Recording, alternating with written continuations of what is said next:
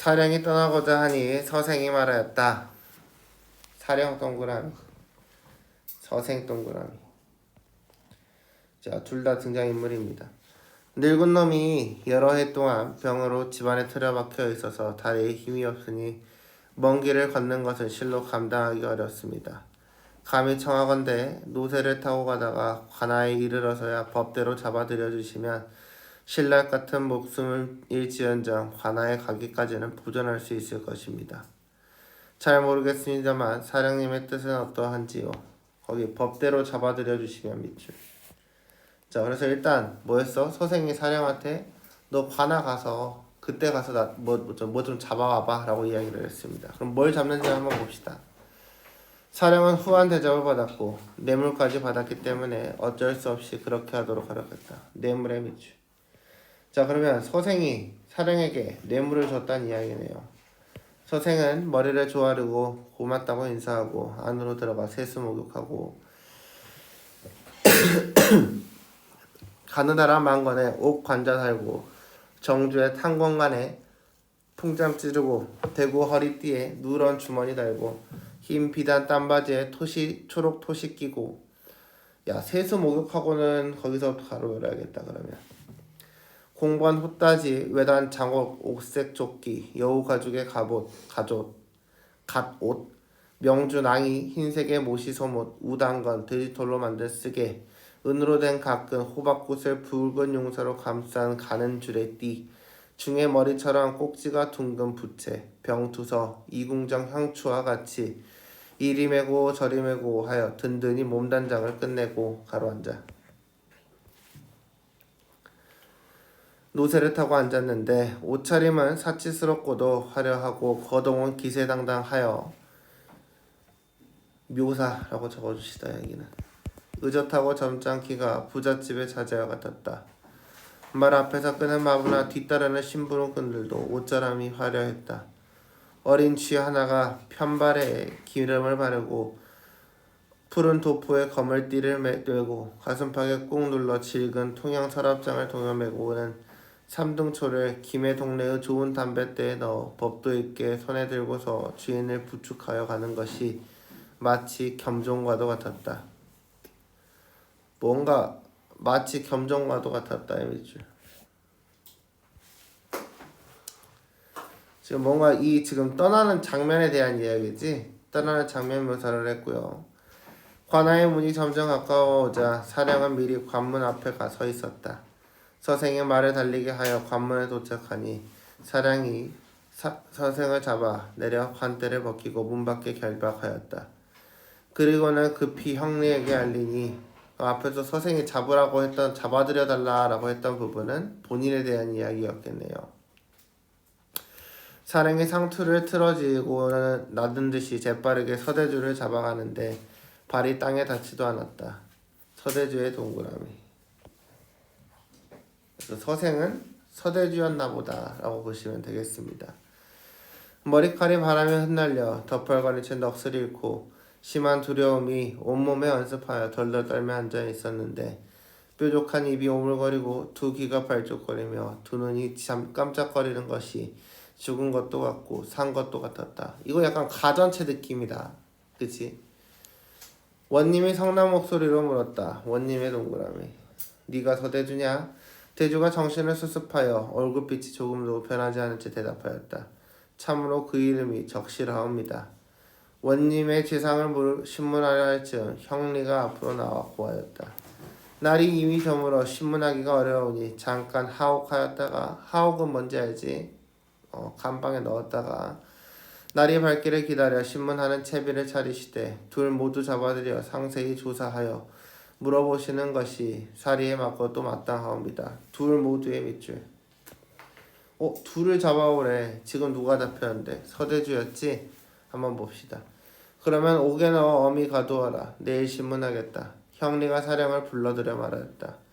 서생놈을 칼을 씌워 하옥하라.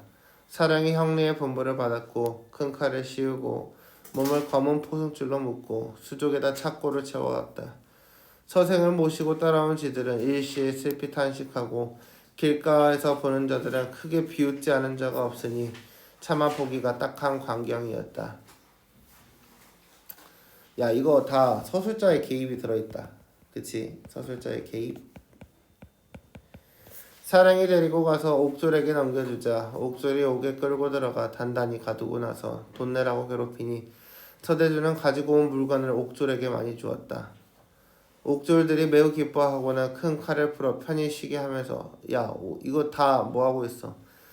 관리에 있는 놈들, 그 다음에 옥을 지키는 놈들 싹 다 뭐 했어? 뇌물 받았지? 그치? 그러니까 당대 현실을 비판, 풍자한다라고 보시면 되겠습니다. 돈이라도 많으면 존귀해진다고 할 수 있는 것이었다. 그 부분 가로 열고 닫아봐. 돈이라도 많으면 존귀해진다고 할 수 있는 것이었다. 뭐예요? 지금 여기서는 돈이 최고, 물질주의에 대한 비판이 들어갔습니다. 서대주가 피로에 지쳐 누워있는데 대사는 그 손을 주무르고 중서는 그 다리를 안마하고 동서는 허리를 밟으며 뭐하고 있어? 언어 유희가 쓰였습니다. 대주의 심란한 마음을 위로하고 약간의 대추와 밤 등 속으로 시장길을 명쾌하면서 밤을 새우니 보는 자가 배를 움켜잡고 웃지 않는 사람이 없었다. 그래서 이것도 개입입니다. 다음날 원님이 신문할 채비를 크게 차리고는 둘 모두를 잡아들여서 동서를 나누고 끌어안치고 고소장에 근거하여 크게 꾸짖었다. 변변하지 못하고 조그마한 내 놈이 간악하기 매우 심하여 남의 물건은 하룻밤 사이에 모두 훔쳐갔다는데 과연 그러하냐. 사실 그대로 말할 것이되 조금이라도 거짓이 있다면 당장에 엄한 형벌로 무게를 다스릴 것이다. 그래서 서대주를 갈굽니다. 형리가 큰 소리로 꾸짖어 혼을 내자 서대주는 자신이 지은 죄가 드러날까 속으로 벌벌 떨렸으나 겉으로는 태연한 척하면서 자신이 공운이 있는 가문의 후예 밑줄 자신의 운수가 순탄치 못하여 밑줄 운명론이죠. 자매들을 모두 잃고 부인이 곧 죽을 만큼 아픈 상황임을 늘어놓는다. 그래서 본인의 처지를 이야기했다라는 내용입니다. 이런 신세라서 차라리 돌은 죽고자 했지만 죽지 못했습니다. 여러 해 동안 쌓인 한스러움에 만념이 모두 재처럼 식어버렸으니 타인의 물건을 훔쳐가는 일을 할 겨를이 어디에 있었겠습니까? 한마디로 뭐예요?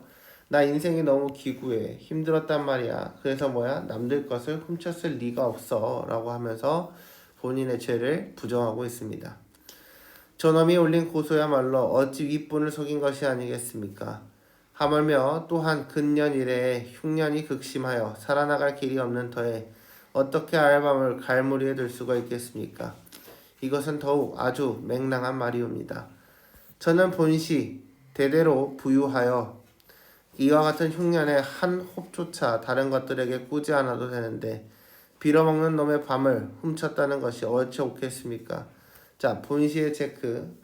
본시는 본래 이런 의미죠. 그래서 나 원래 부자야. 근데 저 거지 같은 놈의 밤을 훔쳤다는 게 말이 되겠냐라는 이야기입니다.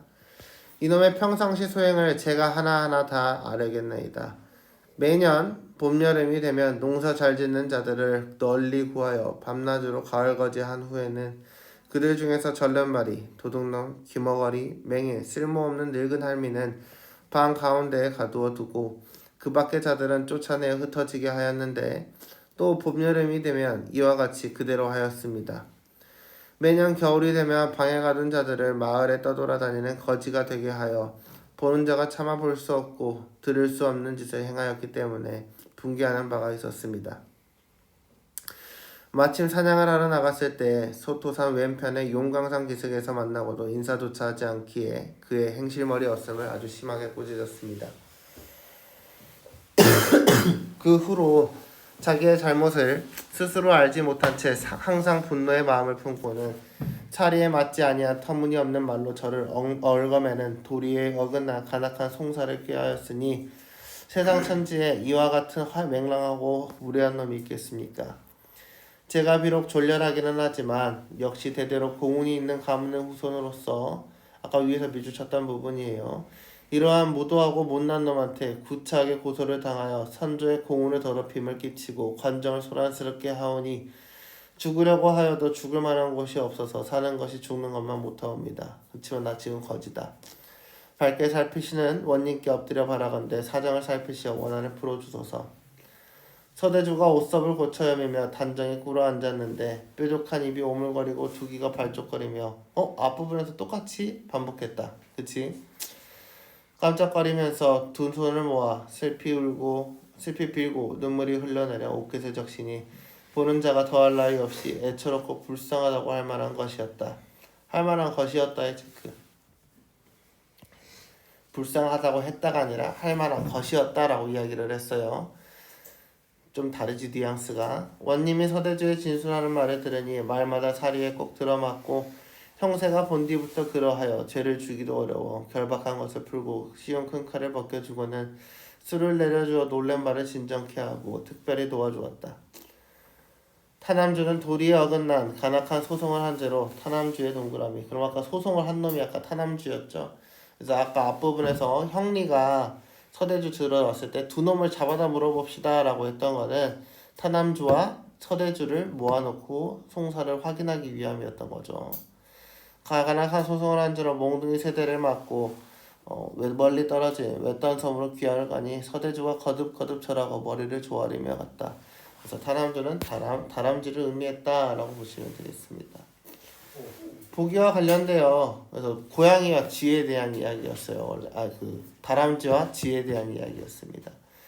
소송의 절차는 다음과 같다. 당시의 소송은 대개 피해를 입었다고 주장하는 원고가 오늘날의 고소장에 해당하는 민장을 제출하면서 시작되었다. 민장의 밑줄. 이 민장은 누가 그럼 제출을 했을까? 다람쥐가 했겠죠. 민장이 들어오면 수령 동그라미. 소송의 대상자인 피고를 재판장. 피고는 여기선 누구야? 서대주죠. 심리를 진행하였다. 이때 피고가 재판장에 나오지 않으면 수령은 사령이나 형리를 시켜 피고를 붙잡아온 후, 자 여기서부터 가로 열어볼까? 붙잡아온 후 가로 닫읍시다. 자 원래 출두시켰다는 거는 네가 직접 와 이거에 대한 이야기였어. 근데 아까 앞부분에서 뭐였어? 사령한테 뇌물 주면서 앞에서 잡아가세요 라고 이야기를 했지. 그렇기 때문에 이미 서대주는 한번 참석을 안 했다는 이야기, 출두를 안 했다는 이야기입니다. 원고와 피고의 대질조사를 통해 각각의 주장을 듣고 판결을 내렸다. 이러한 소송의 과정을 끝내고 수령이 내린 판결의 결과를 제사라고 하였다. 결과 밑줄 제사의 동그라미. 사령은 서생에게 뇌물을 받은 후 피고의 편의를 봐주고 있는데 이는 피고를 붙잡아오는 과정에서 불공정한 태도다. 아까 뇌물 받았다고 했죠? 그래서 막 옷 갈아입고 옷 예쁘게 꾸며입고 앞에서 잡혔잖아요. 그래서 1번은 맞는 말이 되겠습니다. 형리는 서생과 타남주를 모두 잡아들여서의 밑줄. 타남주가 누군데? 얘가 소송 건 놈이지. 아까 누굴 잡아들인다고? 피고를 잡아온다 그랬죠? 그래서 2번이 틀렸어요. 이해됐나요? 은혁이도 이해됐어? 그래. 3번 봅시다. 옥졸들은 피고인 서대주를 괴롭히다가 뇌물을 받고 나서야 쉬게 해주고 있는데 이는 소송의 과정에서 부당한 이득을 취하려는 부패한 관리아가 풍자라고 설명을 했습니다. 서대주는 타남주가 올린 고소장의 내용을 듣고 타남주가 거짓 소송을 벌였다고 주장하는데 이는 대질 조사 과정에서 수령을 속여 자신에게 유리한 판결을 얻어내기 위한 것이었군. 그래서 이것도 맞는 말이었던 거죠. 원님은 서대주의 진술만 듣고 유죄와 무죄를 판단을 했지. 그치? 서대주만 들었지? 타남주는 나타났어? 안 나타났어. 그냥 마지막에 타남주는 매만 맞고 끝났잖아요. 원고였던 타남주에게 형벌을 내리고 있는데 잘못된 제사를 내는 것이다. 그래서 판결이 공정하지 못했다. A와 관련하여 사건 전개 과정을 이해한 내용. A 아까 뭐였어요? 옷 막 갈아입고 가는 과정에 대한 설명이었죠. 1번부터 볼까요? 서생은 다양한 물건을 갖추고 행차길에 오르고 있는데 가지고 온 물건은 옥에 갇히는 옥졸들에게 나눠주는 뇌물이 된다는 점에서 서생에 영악합니다. 오키. A의 서생은 사치스럽고 화려하면서도 의젓하게 말 타고 앉았다. 부잣집의 자제와 같은 모습을 보여줬다. 그래서 본시대대로 부유하였음을 강조하려는 근거로 사용될 수 있겠다. 이해됐지? 맞는 말이지. A에서 노새를 타고 앉아 기세당당히 제습하는 서생이 막상 원님 앞에서는 심하면 안 되는데 이는 겉으로 태어난 척하던 서생도 막상 성사가 진행되면서 부담감에 대한 이야기다. 맞는 말이고요. A에서 서생이 대동한 심부름꾼과 어린 지등이 서생이 감옥에 갇힌 후에도 계속 몸통 역할을 하고 있는데요.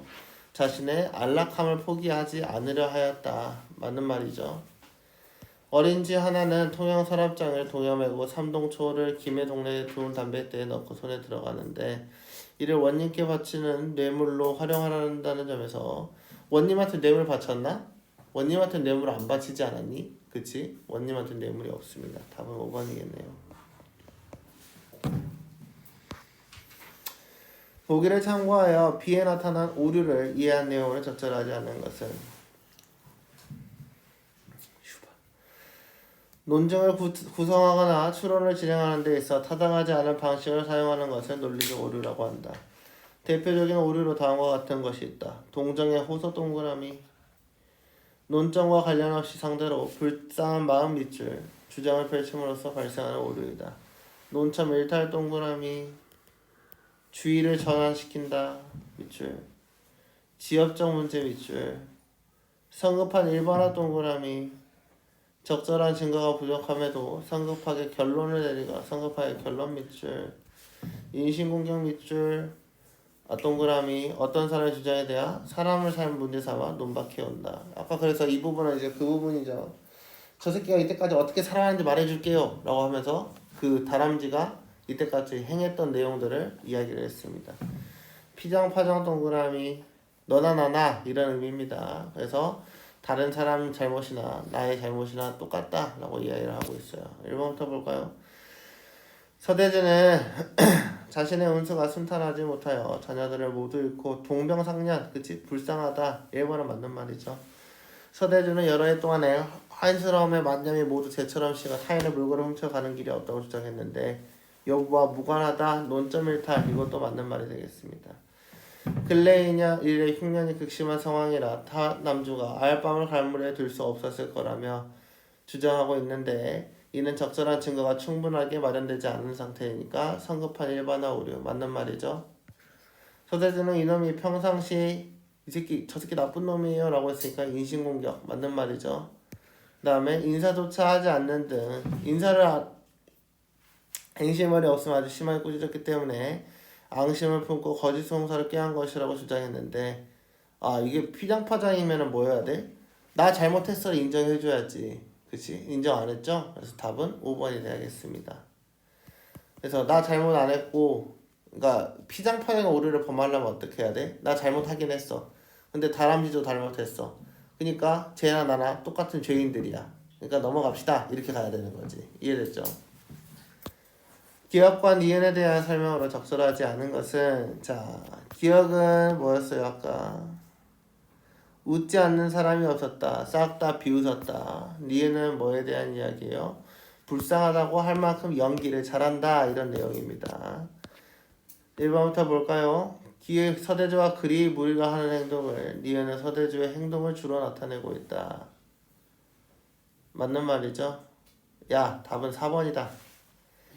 그치? 약화가 아니라 뭐야? 니은은 비판적인 인식을 지금 기억과 니은은 다 비판적인 인식을 약화하고 있는 게 아니라 기억은 뭐야? 대놓고 비판하는 거지. 그 다음에 니은은 뭐야? 할 만한 것이었다, 할 것이었다 라고 했으니까 그 정도로 불쌍하게 연기를 하고 있지만 실제로는 그렇지 않다라는 의미가 내포되어 있던 거죠. 그래서 답은 4번이 돼야겠습니다.